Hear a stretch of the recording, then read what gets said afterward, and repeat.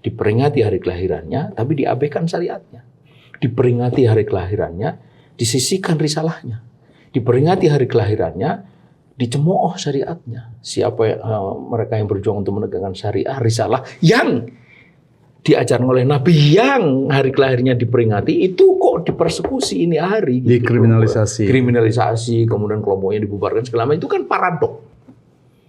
Maka benar sekali Ibnu Abi Katsir mengatakan fa'innahu kadzibun, dusta. Seperti itu. Kalau dusta, maka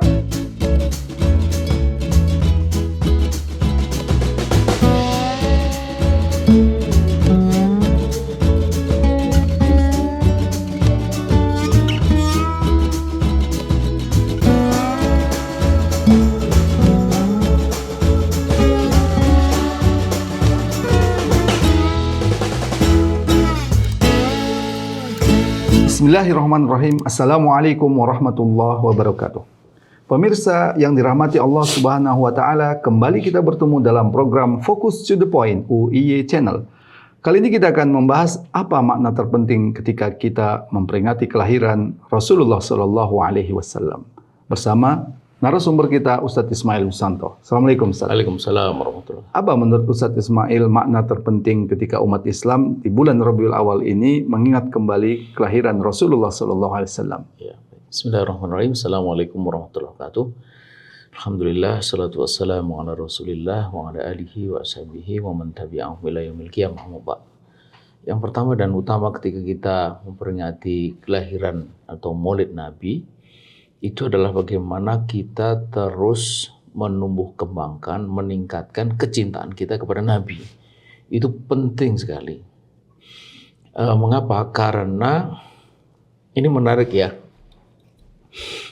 Sebagaimana disebut dalam hadis Sahih riwayat Muslim, itu pada suatu hari datang kepada Nabi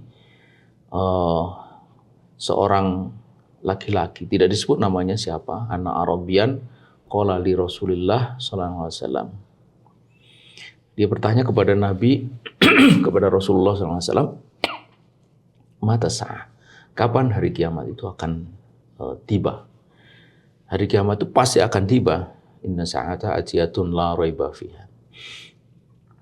Hanya kapan itu yang ditanyakan oleh laki-laki itu. Nah, mendengar pertanyaan itu, alih-alih baginda Rasulullah SAW menjawab, dia justru balik bertanya. Apa pertanyaan Nabi kepada orang itu? Ma'adatalah, apa yang telah engkau persiapkan untuk menyongsong kiamat itu? Lalu dijawab oleh orang itu, hubballah wa rasulihi, mencintai Allah dan Rasulnya. Mendengar jawaban itu, apa reaksi baginda Rasulullah SAW? Dia kemudian mengatakan, dan ini perkataan menurut saya luar biasa, anta ma'a man ahbabta, engkau akan bersama dengan orang yang kau cintai. Maksudnya tentu saja adalah mendengar bahwa dia itu mencintai Allah dan Rasul, maka Nabi ingin mengatakan bahwa dia juga akan bersama dengan Nabi, dengan dirinya. Dan di mana posisi Nabi di akhirat kelak nanti? Pasti di surga Allah. Dengan kata lain bahwa Nabi ingin mengatakan engkau akan bersamaku di surga Allah. Itu tentu suatu pernyataan dari Rasulullah yang sangat menggembirakan. Sangat menggembirakan. Karena itu kalau ditanya apa sebenarnya hal penting setiap kali kita merayakan Maulid Nabi itu, semestinya adalah dengan kita merayakan Maulid itu tumbuh, makin meningkat, tumbuh, berkembang rasa cinta kita kepada Nabi. Ya, cinta itu kan tidak cukup dengan kata-kata saja. Cinta itu harus kita buktikan. Pasti. Kira-kira bagaimana pembuktian kita bahwa kita ini mencintai Rasulullah Sallallahu Alaihi Wasallam? Ya, saya ingin menyebut dua hal. Yang pertama yang paling sederhana, kemudian yang kedua yang paling utama. Yang paling sederhana adalah kita menyampaikan sholawat kepada baginda Rasulullah SAW. Setiap kali kita mendengar kata atau nama beliau disebut, maka kita mengucapkan sholawat. Dan sholawat ini adalah satu perintah yang diperintah oleh Allah, dan bahkan Allah Subhanahu wa taala melakukan juga. Dalam surat Al-Ahzab itu disebutkan, innallaha wa malaikatahu yusholluna 'alan nabi ya ayyuhalladzina amanu shollu 'alaihi wa sallimu taslima. Salat kepada Nabi itu oleh Imam Ibnu Hajar Al-Asqalani itu diartikan sebagai doa, permohonan kepada Allah untuk memuliakan Nabi, memenangkan agamanya. Ini sebenarnya kalau kita pikir apa nggak kebalik gitu? Apa bukan kita yang memerlukan doa dari Nabi? Ya. Nabi manusia yang sempurna, insan kamil yang dijamin masuk surga. Tapi ternyata berdasarkan hadis Sahih riwayat Muslim itu, sholawat itu kebaikannya kembali kepada kita. Gitu. Di situ disebutkan man sholla alayya sholatan wahidatan, barang siapa yang sholat bersolawat kepadaku dengan sholawat sekali, sallallahu alaihi asran, maka Allah akan bersolawat untuknya 10 kali. Gitu. Bahkan di hadis Tobroni itu disebutkan man sholla alayya khina yusbihu asran, barang siapa yang bersolawat kepadaku pada pagi hari 10 kali, wa khina yumsi asran, pada petang hari 10 kali, adrokathu syafaati yaumil qiyamah, dia akan mendapatkan syafaatku pada hari kiamat, pada hari yang la dzilla illa dzilluh, yang tidak ada pertolongan kecuali pertolongan dari Allah Subhanahu wa taala. Nah, Nabi itu, syafaat Nabi itu akan mengantarkan pertolongan dari Allah Subhanahu wa taala. Itu artinya luar biasa gitu. Sholawat itu bentuk kecintaan yang menurut saya paling sederhana. Jangan katakan cinta kepada Nabi kalau dia tidak pernah menyampaikan sholawat. Kalau dia disebut Nabi tidak bereaksi apa-apa itu. Bahkan di dalam keterangan disebutkan cukup disebut orang bakhil, util, pelit, ya, koret kalau orang Jawa bilang itu kalau orang nggak pernah menyampaikan sholawat kepadanya. Itu yang paling sederhana. Kemudian apa yang disebut paling apa bentuk yang paling utama bukti cinta kita kepada Nabi adalah ittiba kepada Nabi, dan ini sekaligus juga bukti cinta kita kepada Allah. Di dalam surat Al-Imran ayat 31 dikatakan kul in kuntum tuhibbunallah fattabi'un. Katakanlah jika engkau betul-betul cinta kepada Allah, maka ikutilah aku. Itu. Ini ayat Imam Ibnu Katsir mengatakan bahwa orang yang cinta kepada Allah, mengaku cinta kepada Allah tapi tidak ittiba kepada Nabi, hakul ittiba, dengan ittiba yang hak, dengan yang benar, artinya mutabi'an lahu, kata Imam Ibnu Katsir, fi amrihi wa nahyi, mengikuti dalam perintah dan larangannya, maka orang itu boleh disebut sebagai kadzib, sebagai pendusta. Artinya bahwa bentuk cinta kita kepada Nabi itu ittiba kepada Nabi, dan itu sekaligus bentuk cinta kita kepada Allah. Cinta kepada Allah disebutkan dengan ittiba kepada Nabi, dengan hakul ittiba itu. Ustadz Farid, ini ada satu buku yang luar biasa ditulis oleh Michael Hart. Judulnya itu The 100 Ranking of the Most Influential Person in History. Terjemahkan dalam Indonesia 100 tokoh yang paling berpengaruh di dunia. Michael Hart menempatkan Nabi Muhammad itu nomor 1, nomor 2 Newton, nomor 3 Yesus. Ketika menyusun buku itu, Michael Hart itu tidak memperhatikan apakah pengaruhnya itu pengaruh buruk atau pengaruh baik. Pokoknya berpengaruh saja. Makanya di dalam, kalau kita membaca list 100 tokoh itu ada tokoh-tokoh antagonis. Sebutlah seperti misalnya Mussolini, Karl Marx juga ada. Karl Marx, kemudian Hitler, itu kan tokoh-tokoh jahat. Ada Genghis Khan yang dalam sejarah itu membunuh 40 juta orang. Itu ukuran sekarang itu saja sangat besar, apalagi untuk ukuran pada waktu tahun 1200-an. Nah, tapi dia tidak bisa menyembunyikan kekagumannya, pengakuannya bahwa Nabi ini orang yang paling berpengaruh. Dan pengaruhnya pengaruh baik. Dia katakan, saya sebagai orang Nasrani itu saya yang sangat ingin menempatkan Yesus itu, Nabi Isa itu nomor 1. Tapi Nabi menikah, Nabi Isa tidak. Nabi memimpin jamaah, Nabi Isa tidak. Nabi itu berjuang melawan kezaliman, Nabi Isa tidak. Nabi itu memimpin perang, Nabi Isa tidak. Nabi memimpin negara, Nabi Isa tidak. Artinya itu apa? Itu artinya bahwa ketika dia menempatkan Nabi Muhammad nomor 1 itu memang betul-betul faktual. Gitu. Nah, apa yang saya katakan? Yang saya katakan adalah andai kita sebagai seorang Muslim tidak punya rasa kagum kepada Nabi Muhammad, maka kita ini kalah dibanding dengan Michael Hart ini. Itu yang secara faktual, objektif bisa menilai bagaimana pengaruh Rasulullah. Yang dia itu notabene adalah seorang Nasrani keturunan Yahudi. Dia profesor, guru besar aeronautika di Universitas Maryland, Amerika. Tetapi jika kita hanya kagum saja dan tidak ittiba dengan hakul ittiba, kita ini sama dengan Michael Hart. Karena itu kita sebagai seorang muslim tidak bisa tidak, selain kagum juga harus ittiba. Apa bentuk ittiba itu, Ustaz? Ittiba dalam itu, keseharian kita. Keseharian kita adalah tadi mutabi'an lahu fi amrihi wa nahi. Mengikuti dalam perintah dan larangannya. Artinya kita ini harus berpikir. Ya. Ittiba kepada Nabi itu meyakini seperti apa yang diyakini oleh Nabi dalam akidah Islam. Kemudian cara berpikir seperti yang diajarkan oleh Nabi. Kemudian yang ketiga adalah berperilaku sebagaimana diajarkan oleh Nabi. Baik itu menyangkut masalah ibadah, makanan, minuman, pakaian, muamalah, akhlak, muamalah. Di dalamnya ada ekonomi, politik, sosial, budaya, dan seterusnya. Artinya harus secara totalitas. Secara totalitas gitu. Karena Nabi itu dalam seluruh kehidupannya tidak pernah tidak selalu terikat kepada Islam, berdasarkan Islam. Dan itulah makna hakul ittiba gitu. Maka jika sekarang kita itu memperingati kelahiran Nabi dan tujuan utama mencintai Nabi dan bentuk dari mencintai Nabi adalah hakul ittiba tadi itu, maka mestinya kita itu makin setia, makin kokoh, makin erat mengikuti apa yang menjadi risalah Nabi itu gitu. Bukan sebaliknya. Maka jika ini hari kita menyaksikan satu sisi orang merayakan memperingati kelahiran Nabi, tapi cara berpikirnya tidak seperti yang diajarkan Nabi. Perilakunya di dalam macam-macam tidak seperti Nabi. Gitu. Di beberapa negara, mungkin juga di negeri kita, Maulid Nabi ini kan bahkan diperingati di istana. Ya. Tapi di sisi lain kebijakan-kebijakan negara itu banyak bisa disebut berseberangan dengan ajaran Rasulullah SAW, terutama dalam masalah bernegara dan berpolitik, berekonomi yang tadi Ustaz sebutkan sebagai masalah muamalah. Apa yang salah dari itu? Kalau dalam sebutan Imam Ibnu Katsir itu, orang yang mengaku cinta kepada Nabi, memperingati hari kelahirannya, tapi dia tidak ittiba kepada Nabi dengan hakul ittiba, maka fa'innahu kadzibun, dusta dia. Apakah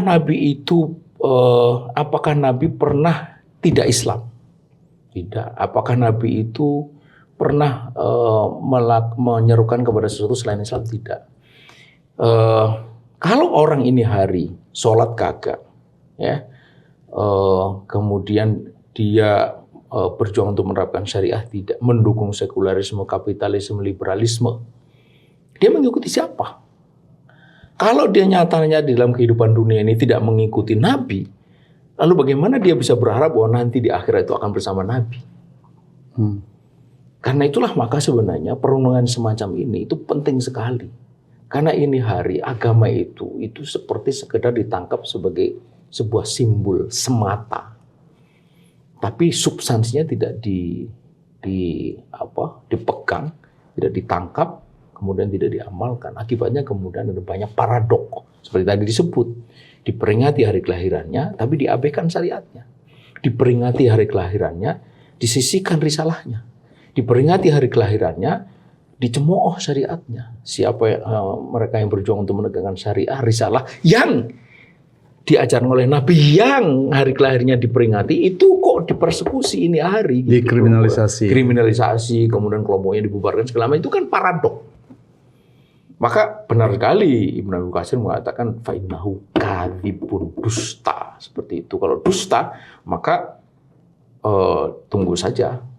Kalau tidak di dunia ya pasti di akhirat gitu. Apakah dia akan bersama Nabi? Kalau tidak bersama Nabi di surga, tidak ada tempat lain selain surga, itu adalah neraka gitu. Itu yang saya kira akan dialami oleh mereka-mereka itu. Ya, dengan kata lain, apakah kita harus mengikuti Rasulullah SAW dalam bernegara juga? Pasti, karena Nabi itu tadi disebut oleh Michael Hart, dia pernah menjadi pemimpin negara. Dia mengatasi persoalan-persoalan masyarakat. Itu. Justru karena itulah maka Michael Hart itu menempatkan Nabi itu sebagai tokoh yang paling berpengaruh. Kalau ada yang memisahkan begini, Ustaz, masalah bernegara itu masalah sosiologis saja. Layaknya seorang manusia pemimpin ya dia harus bernegara. Tidak harus kemudian diikuti hal itu. Bagaimana menurut Ismail ada pandangan seperti itu? Itu menunjukkan, itu berarti menempatkan Nabi itu sebagai orang biasa. Seperti seolah Nabi itu ya politikus yang ada pada masa lalu. Bukan Nabi. Nabi itu di dalam perkataannya, perbuatannya, dan keputusannya itu dia mengandung makna. Dia bukan orang biasa, karena itulah maka dia disebut Nabi. Dan Allah mengatakan wa ma arsalnaka illa liyuta'a bi'nillah. Itu aku tidak utus engkau kecuali untuk ditaati dengan izin Allah. Artinya Nabi itu diutus. Jadi ada konsekuensi hukum kalau ada konsekuensi hukum. Yaitu kita harus mengikuti seluruh aturan-aturan Rasulullah termasuk dalam bernegara. Nah, sekarang pertanyaan, kalau tidak mengikuti Rasul lalu mengikuti siapa? Dan di mana jaminannya bahwa kalau mengikuti selain Rasul itu ada kebaikan?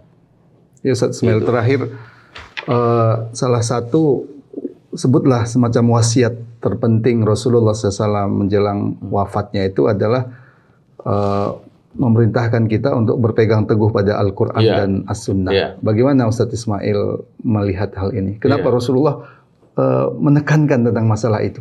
Iya, karena ini adalah konsekuensi dari keimanan kita kepada Nabi, dan Nabi itu menyampaikan kepada kita wahyu dari Allah. Dan wahyu dari Allah itu dijamin dia sebagai petunjuk akan membawa kebaikan. Kalau kita lepas dari wahyu Allah, kan disebutkan famanittabi'a hudaya fala yadhillu wa la yashqa. Barang siapa yang mengikuti petunjukku ya di Al-Qur'an dan As-Sunnah, maka dia tidak akan sesat dan tidak akan celaka.